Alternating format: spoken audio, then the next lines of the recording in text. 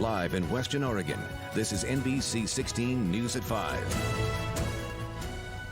The Thurston protest that sparked controversy will soon get an outside review on the use of force by Springfield police.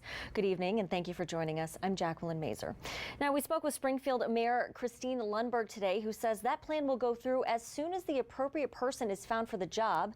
This as calls continue for changes in law enforcement and the community. Meantime, our cameras caught up with one Thurston protester about what she saw that day. She says she's hoping there are changes implemented with law enforcement and in the community. They arrested him, and they also assaulted him after he was on the ground, and that's all on video.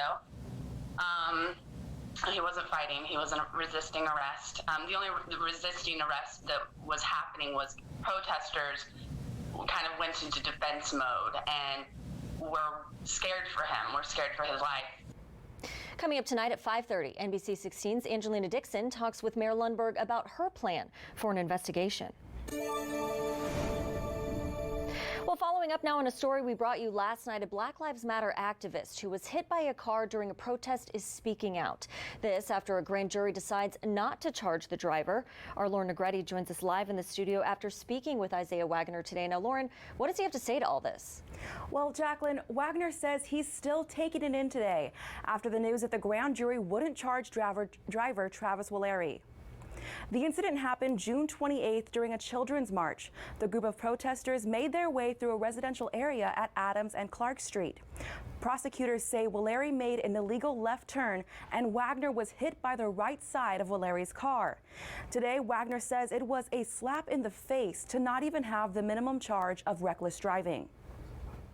This is why we continue to fight, because as Black people in America, we continuously see time and time again that we never get any justice for what happens to us. We see justice for white people, but we don't see justice for Black people ever. Walleri faced a host of charges, including attempted murder in the second degree, assault, and the previously mentioned reckless driving. Wagner won't be able to appeal the grand jury decision, but Wagner says he is moving forward with a civil lawsuit. Coming up in the next half hour, we'll hear more from Wagner about what his plans are in the fight for reforms, as well as Lane County prosecutors about the grand jury decision. All right, thanks for that update, Lauren. Well, Portland police declared a riot at their East Precinct overnight. Police say they were hit with rocks, fireworks, and paint balloons. State troopers moved protesters down the street away from the building, but say the group came back multiple times, eventually trying to set a fire to and barricade the building. Police say 8 people were arrested. This is the second consecutive night Portland police declared a riot while responding to demonstrations. Tonight, the Eugene 4J School District is answering questions about their plan for fall learning. All students will start online through the first trimester. After that, the district is considering 2 options depending on public health conditions. The hybrid option is 1 week on site and 1 week comprehensive distance learning. And then there's the Eugene Online Academy for on-campus learning. The district plans to group students in the same household to have classes the same time each week to help families with planning. The first session starts at 5:30 tonight. The link to the Zoom meeting is on the district's website. Well, with cooler and wet weather conditions, the Douglas Forest Protective Association dropped the fire danger level to moderate, but the following activities are still prohibited between 1 and 8 p.m., including cutting, trimming, or mowing dried grass, non-industrial cutting, grinding, or welding of metal, and the use of power saws or power machinery for non-industrial projects. The change in fire danger is expected to change again, however, as warm and dry conditions are expected to return to the area by the weekend. And let's take a first look at weather. Alan Matthews joins us now. Alan, happy Thursday to you. Finally, some rain here in the Shire. Yeah, we finally did get some rainfall. It wasn't a lot of rainfall, unfortunately, but obviously it did bring the fire danger down for Douglas and actually Coos County as well. But again, things are going to reverse. So we're going to be looking at another warm and dry weekend ahead. Take a look at what's going on right now, though. 73 degrees, so a bit cooler out there. You're seeing that cloud cover over Eugene as well. Winds are fairly calm and our humidity at 41%. Talking about the rain totals in here in Eugene, 4 1/100th of an inch is all we saw. 2/100ths of an inch in Roseburg. So again, not a lot of rainfall in the area, but it was a welcome sight nonetheless. We are seeing that cloud cover in the area, but you notice how things are starting to clear out off the coast, and we're going to see a clearing sky as we get later on into the day. Now, if you didn't leave your car out for that rainfall and you want to get your car washed this weekend, I think you're going to have some great weather with it. Mostly sunny skies, and temperatures will be turning warmer as well. We'll give you all the weekend details with a full forecast a little later on. Jacqueline? All right, thank you, Alan. Well, turning to coronavirus numbers, the Oregon Health Authority reports 267 new confirmed and presumptive cases and 1 new death. Oregon has seen more than 20,200 cases and has 339 deaths. Multnomah County is still reporting the highest number of cases, totaling 43 since the pandemic started.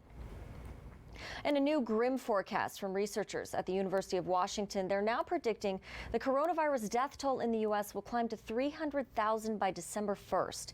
The data comes from the Institute for Health Metrics and Evaluation, or IHME, at UW. They say the death toll will now climb to 295,000 in the next 4 months, driven by a predicted surge in deaths in November. Because of November is a month when we expect the increase transmission due to seasonality will start to be stronger. We are seeing in the month of November expecting quite considerable daily death in the United States, somewhere close to 1,500 deaths a day during the course of the month. Right now, 158,000 people have died from COVID-19 across the U.S. IHME says consistent mask wearing could save more than 66,000 lives over the next 4 months. Well, a new Conestoga hut community for the homeless is being built near the Willamette River in Eugene. It's going up in a lot just west of Skinner Butte Park and is the latest project from community-supported shelters. The group sponsors what they call safe spot communities for homeless people to use as temporary housing. The first 2 of what will eventually be 6 Conestoga huts were set up at the property. This project is the 5th hut community built by CCS volunteers. This is actually sanctioned, and the huts were purchased by Eugene Police Department, and so we are constructing them. This is just reminding them that we care and that we're going to do something about it.